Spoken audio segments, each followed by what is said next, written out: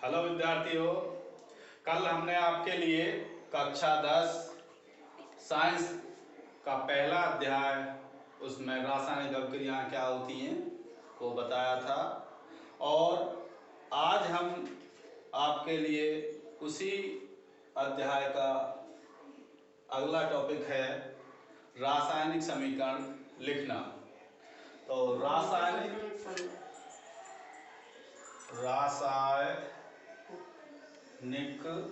लिखना होगा, संतुलित करना होगा।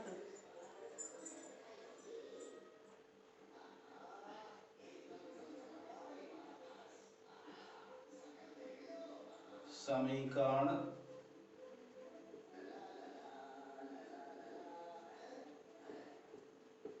लिखना। तो रासायनिक समीकरण को हम किस तरीके से लिखते हैं और किस तरीके से संतुलित करते हैं वो भी बताएंगे। सबसे पहले रासायनिक समीकरण लिखने का तरीका हम बताते हैं आपके लिए। तो जैसा कि कल मैंने मैग्नीशियम का एक क्रियाकलाप के माध्यम से आपको बताया था कि यदि मैग्नीशियम को वायु की उपस्थिति में एक स्प्रिट लैंप की सहायता से मैग्नीशियम वायर को जलाया जाता है तो मैग्नीशियम ऑक्साइड का एक सफेद रंग का चूर्ण प्राप्त होता है। तो जैसे यहाँ हमने बताया magnesium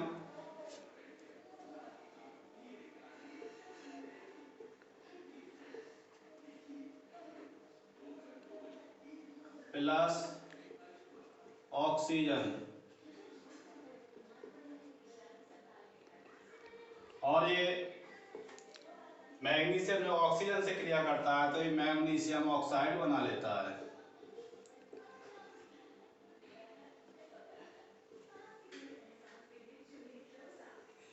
magnesium oxide.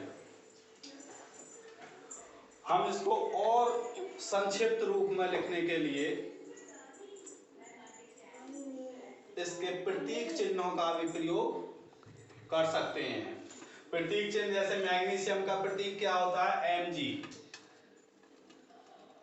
Plus oxygen का प्रतीक होता है O2। वैसा वो होता है लेकिन इसको O2 के रूप में लिखते हैं। और यहाँ मैग्नीशियम ऑक्साइड MgO, यहाँ ये मैग्नीशियम ऑक्साइड हो गया। अब ये समीकरण का केवल एक समझो कि कंकाल तैयार हुआ है। जिस तरीके से कंकाल होता है ये अभी समीकरण पूरी तरीके से कंप्लीट नहीं है। अब समीकरण को संतुलित करने का महत्व, समीकरण को संतुलित क्यों करते हैं उसका क्या महत्व है, क्योंकि आपने द्रव्यमान संरक्षण का नियम पढ़ा होगा, 9th क्लास में मैंने पढ़ाया था आपके लिए कि द्रव्यमान संरक्षण का नियम क्या होता है, जिसे हम कक्षा 9 में पढ़ चुके हैं कि किसी भी रासायनिक अभिक्रिया में द्रव्यमान न तो द्रव्यमान का निर्माण होता है और ना ही विनाश होता है। अर्थात किसी भी रासायनिक अभिक्रिया में उत्पाद तत्वों का कुल द्रव्यमान अभिकारक तत्वों के कुल द्रव्यमान के बराबर होता है। तो यहाँ ये Mg का यहाँ एक परमाणु है मैग्नीशियम, ऑक्सीजन यहाँ दो परमाणु हैं, और इधर MgO, Mg का एक परमाणु, ऑक्सीजन के एक परमाणु, लेकिन इधर दोनों मिलाकर यहाँ ऑक्सीजन के दो परमाणु हैं लेकिन इधर ऑक्सीजन का एक परमाणु है। अर्थात ये समीकरण संतुलित नहीं है। दूसरे शब्दों में हम कह सकते हैं कि रासायनिक अभिक्रिया के पहले एवं उसके पश्चात प्रत्येक तत्वों के परमाणुओं की संख्या समान रहती है। इसलिए हम कंकाली समीकरण को संतुलित करना आवश्यक होता है। अब समीकरण को एक चरणबद्ध तरीके से हम संतुलित करना सीखेंगे। जैसे मान लो कि हम एक समीकरण लिखते हैं जो क्रियाकलाप 1.3 है। यहाँ जिंक, ये मिटा देता हूं, जैसा जिंक है प्लस सल्फ्यूरिक अम्ल,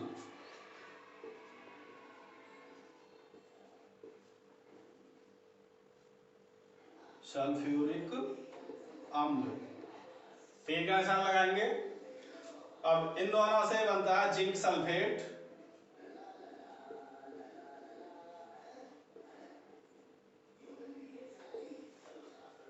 प्लस हाइड्रोजन,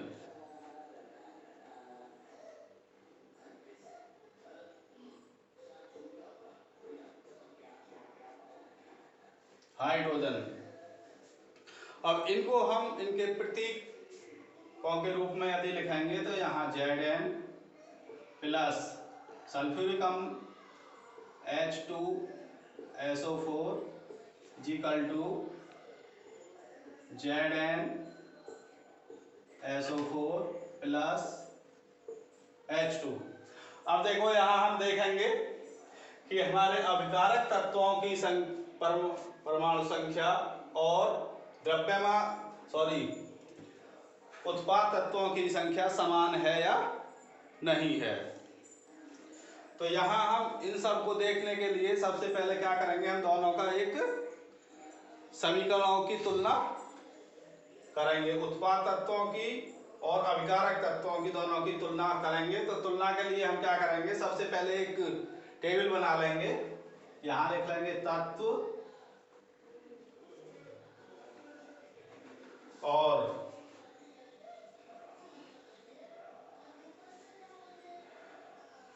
यहाँ लिख लेंगे अभिकारक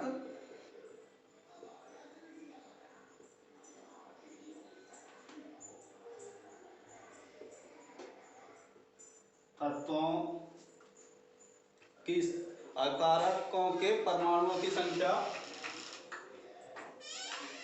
अभिकारकों के परमाणुओं की संख्या, और इधर लिख लेंगे उत्पादों के परमाणुओं की संख्या। अब यहाँ देखो, यहाँ क्या है, ये जिंक है, यहाँ Zn, फिर यहाँ हाइड्रोजन और ये सल्फर और फिर ऑक्सीजन।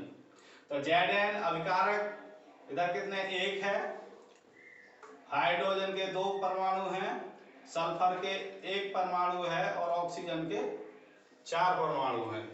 अब इधर देखेंगे उत्पाद की तरफ, यहाँ भी Zn का केवल 1 परमाणु है, और यहाँ फिर हाइड्रोजन देखेंगे, हाइड्रोजन के 2 परमाणु हैं, और फिर सल्फर के देखेंगे, सल्फर का भी इधर 1 परमाणु है, और फिर ऑक्सीजन के 4 परमाणु हैं। तो इस तरीके से हम अभिकारक और उत्पाद दोनों तरफ परमाणुओं की संख्याओं की तुलना कर लेंगे। तो यहाँ देखिए Zn का यहाँ भी 1 है, यहाँ भी 1 है, हाइड्रोजन के इधर भी 2 हैं और इधर भी 2 हैं, तो ये भी बराबर हैं, हाइड्रोजन दोनों ओर बराबर है, और यहाँ सल्फर इधर भी बराबर है और इधर भी ऑक्सीजन भी इधर, अर्थात हम कह सकते हैं कि इस तरीके से ये समीकरण संतुलित है। तो जब अभिकारक परमाणुओं की संख्या और उत्पाद परमाणुओं की संख्या बराबर हो तो समीकरण को हम संतुलित कहते हैं कि ये समीकरण संतुलित है। अब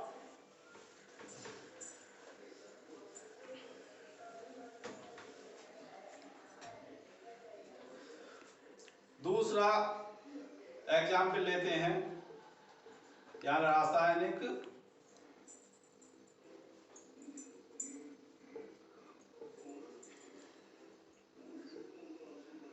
समीकरण को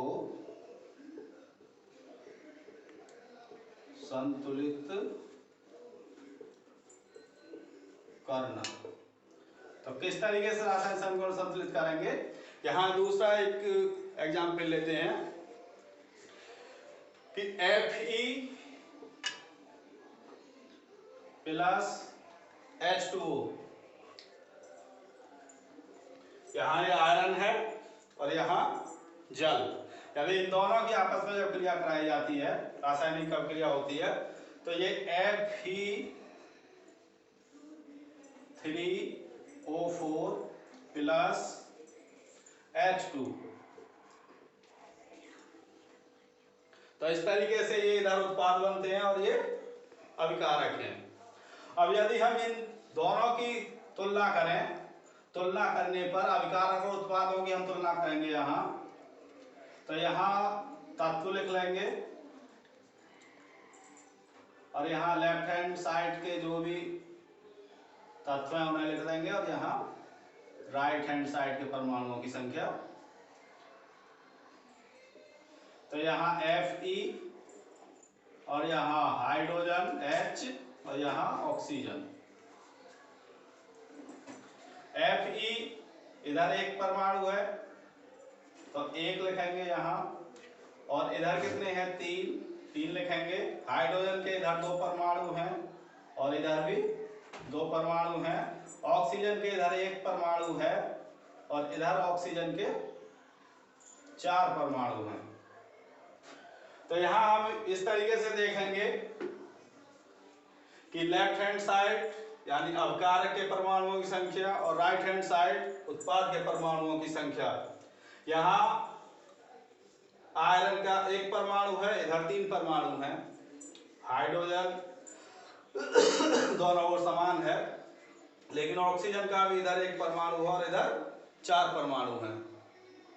तो इस तरीके से यहाँ हम देखेंगे कि यह समीकरण संतुलित नहीं है।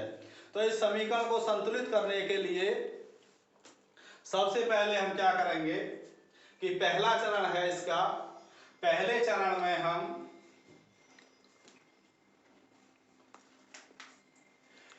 ये जो समीकरण लिखी है इसमें हम बॉक्स बना देते हैं, इसको बॉक्स में बंद कर देते हैं। दूसरे चरण में लेंगे हम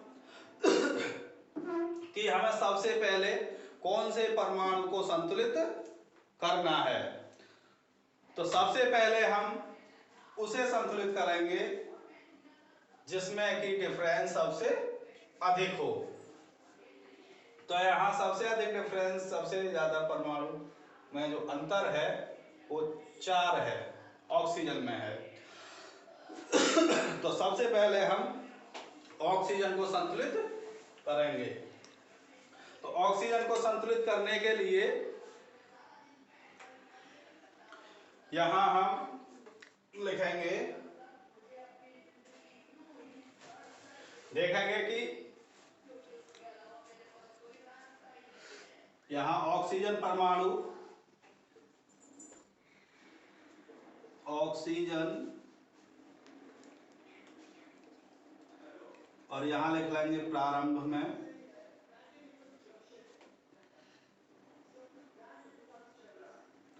और यहां संतुलित करने के पश्चात या संतुलन के लिए,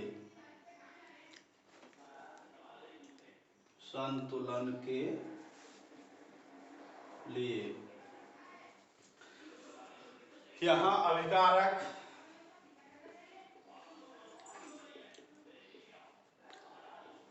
और इधर उत्पाद।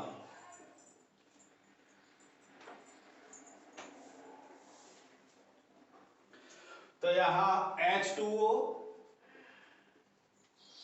ऑक्सीजन इधर किधर है, H2O के साथ जुड़ा हुआ है, तो इसलिए यहां H2O लिख लिया। और इधर ऑक्सीजन कहाँ है, Fe3O4, तो Fe3O4 हमें करना है ऑक्सीजन संतुलित। तो ऑक्सीजन के यहाँ कितने परमाणु हैं, 4। यहाँ कितने हैं, 4। तो यहाँ कितना करना है हमें, 4, यहां केवल एक परमाणु है और यहां है 4, तो यहाँ ऑक्सीजन का एक परमाणु, यहाँ एक लिख लेंगे इसके बाहर, यहाँ 4 परमाणु 4 लिख लिया। तो अब इसकी गुणा यहाँ करेंगे और इसकी गुणा यहाँ कर देंगे, क्रॉस मल्टीप्लिकेशन। तो 1 गुणा 4 और यहाँ केवल क्या लिखेंगे, यहाँ 4 है तो ये 4 जो का तो रहेंगे।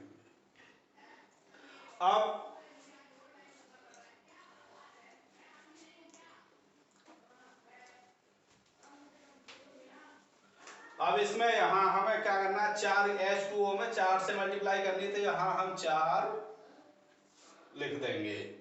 तो ये आंशिक रूप से संतुलित, यहां ये समीकरण आंशिक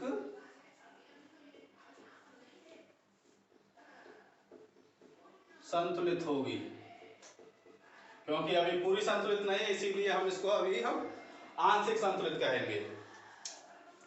अब आगे दूसरा फिर इसमें है हाइड्रोजन। तो अब हाइड्रोजन को संतुलित करेंगे तो इसी तरीके से फिर चार्ट बना लेंगे हम। तो यहां लिख लेंगे हाइड्रोजन परमाणु,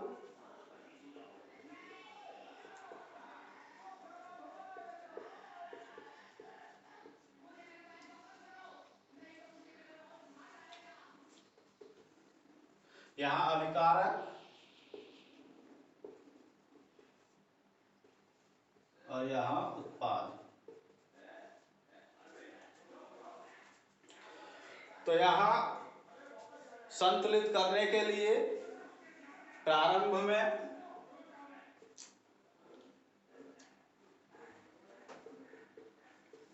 और यहां संतुलन के लिए,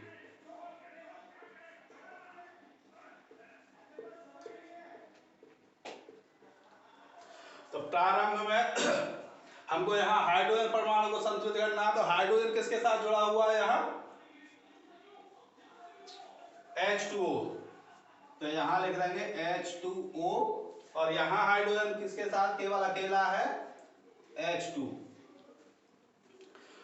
यहाँ हाइड्रोजन के कितने हैं, 2 परमाणु, यहाँ क्योंकि ये 4H2O हो गया है, तो यहाँ हाइड्रोजन कितने हैं, 8 परमाणु।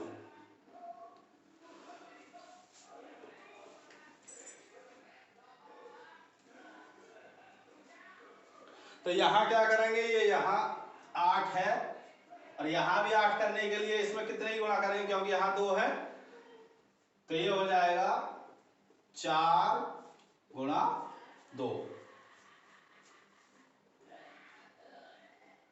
या 4 है तो यहां ये 4 गुणा 2।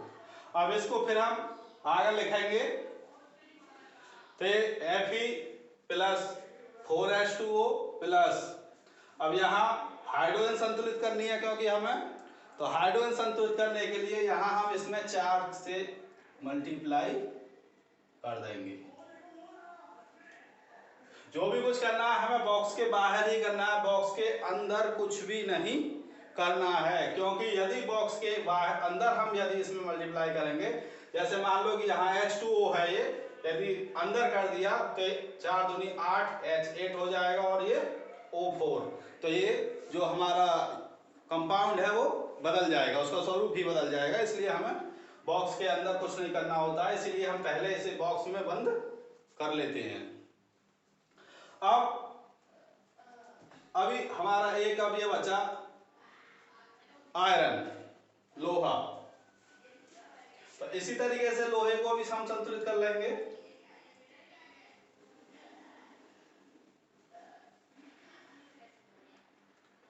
यहां आयरन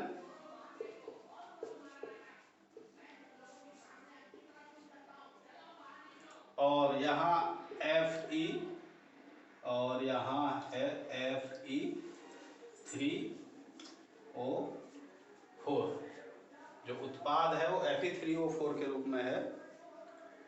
तो यहां पर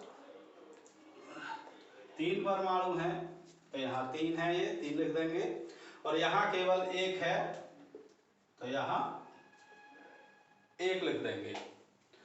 अब क्योंकि यहाँ भी हमें 3 करने हैं तो यहाँ इसे ले आएंगे 1 गुणा 3। संतुलन करने के लिए क्या करेंगे, 3 से मल्टीप्लाई कर देंगे इसमें, तो 1 गुणा 3 और ये हमारा चौका तो रहेगा, इसमें कोई परिवर्तन नहीं करेंगे। अब तो समीकरण को संतुलित करने के लिए यहाँ क्या करना है, हमें 3 से इधर अभिकारक की तरफ 3 से हमें मल्टीप्लाई करना है। तो ये 3Fe4 H2O Fe3O4 और प्लस 4H2। तो इस तरीके से अब हमारे पास यहाँ आयरन, हाइड्रोजन और ऑक्सीजन 3 परमाणु थे और तीनों हमने संतुलित कर लिए हैं। अब हम देखते हैं कि हमारे अभिकारक परमाणुओं की संख्या और इधर उत्पाद परमाणुओं की संख्या बराबर है या नहीं है। तो इधर हम देखते हैं यहाँ Fe आयरन 3 है, इधर भी 3 है, यहाँ हाइड्रोजन 4 दूनी 8, यहाँ 4 दूनी 8, इधर भी 8 परमाणु हैं हाइड्रोजन के और इधर भी 8 परमाणु हैं। यहाँ ऑक्सीजन के 4 परमाणु हैं और यहाँ भी ऑक्सीजन के 4 परमाणु हैं। अर्थात हम कह सकते हैं कि उत्पाद परमाणुओं की संख्या अभिकारक परमाणुओं की संख्या के बराबर है। इसीलिए इस समीकरण को हम संतुलित समीकरण कह सकते हैं। अब ये क्या हो गई, समीकरण संतुलित है, संतुलित है। तो इस तरीके से हम समीकरण को संतुलित करते हैं। तो इस समीकरण के इस संतुलन की इस विधि को हम हिट एंड ट्रायल विधि कहते हैं। कौन सी विधि कहते हैं, हिट एंड ट्रायल विधि। अब इससे आगे इसमें कुछ इसके क्वेश्चन हैं, वो क्वेश्चन कर लीजिए। मैं क्वेश्चन बता देता हूं आपके लिए थोड़ा।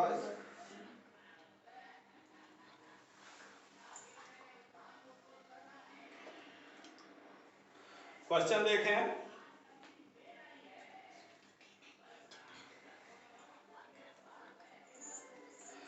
पहला क्वेश्चन मैंने कल करा दिया था इसमें से,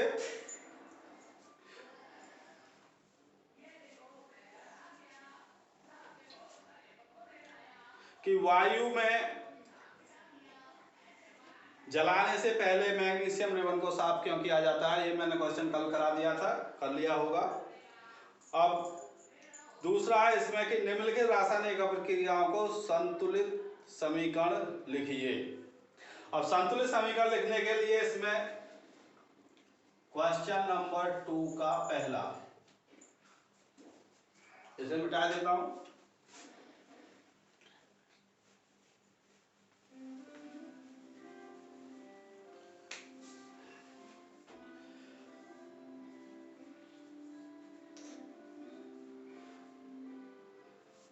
तो पहला है इसमें कि hydrogen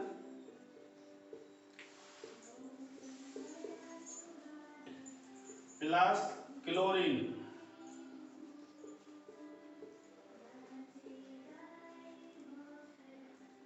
is equal to hydrogen chloride.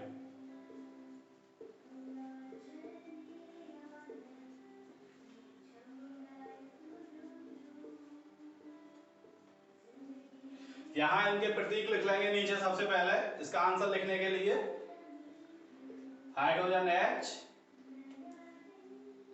Plus chlorine Cl2 और हाइड्रोजन क्लोराइड HCl। तो इस तरीके से ये हाइड्रोजन क्लोराइड है HCl, यहाँ ये हाइड्रोजन और ये क्लोरीन। अब इसको हम संतुलित करते हैं, हाइड्रोजन के 2 परमाणु हैं, क्लोरीन के 2 परमाणु हैं, तो यहाँ भी 2 है, यहाँ भी 2 है, यहाँ केवल एक परमाणु है, तो यहाँ सीधे सीधे इसमें 2 से हम मल्टीप्लाई कर देंगे। तो ये यहाँ हमारी समीकरण संतुलित हो जाती है और ये H2 plus Cl2 equal to HCl। दूसरा क्वेश्चन है, इसी का दूसरा पार्ट है, ये नोट कर लिया होगा, मिटा देता हूं उसे। चलो नीचे लिख देता हूँ। दूसरा है barium chloride.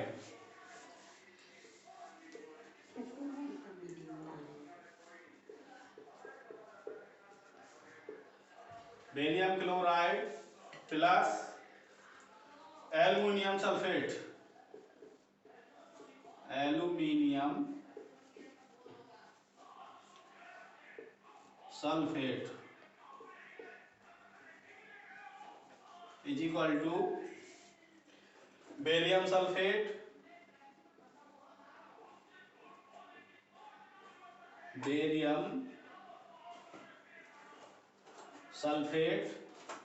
Plus aluminium chloride.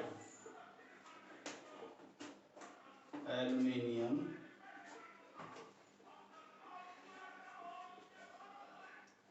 Chloride. तो अब यहाँ barium chloride, aluminium sulphate, barium sulphate और एल्युमिनियम क्लोराइड। तो सबसे पहले क्या करेंगे कि हम इनके कंपाउंड लिख लेंगे। बेरियम क्लोराइड का जो सूत्र है वो क्या है? BaCl2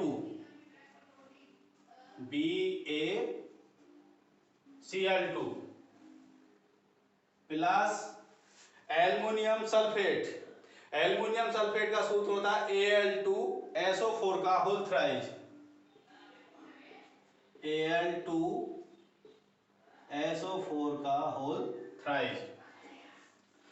आगे है इसमें बेरियम सल्फेट। तो बेरियम सल्फेट का सूत्र है BaSO4।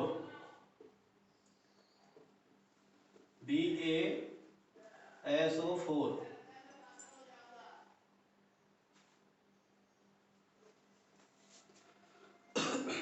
और अब बचा है एल्युमिनियम क्लोराइड। एल्युमिनियम क्लोराइड का सूत्र है AlCl3 प्लस, इसे मिटा दे रहा हूं यहां से,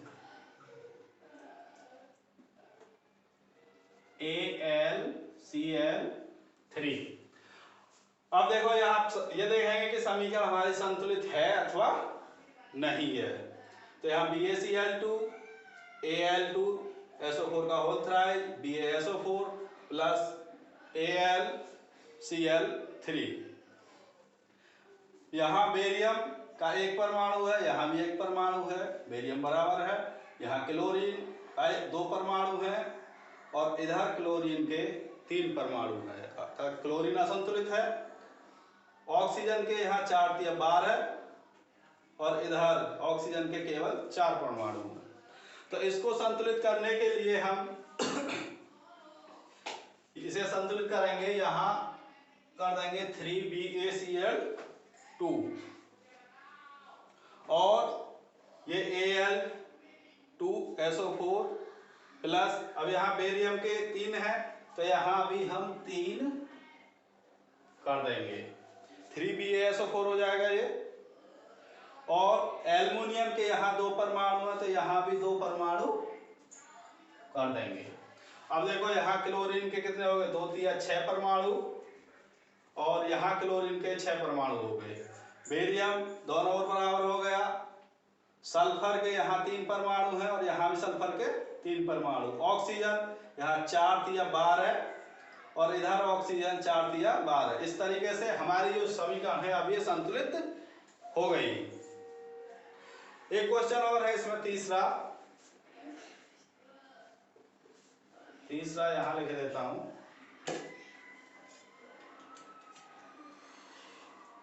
दूसरे का इसी का तीसरा है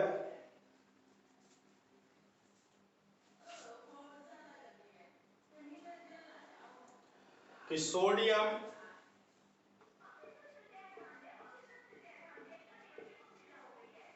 प्लस जल is equal to sodium hydroxide plus hydrogen. Sodium hydroxide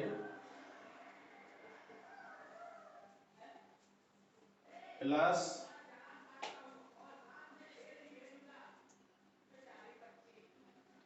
hydrogen.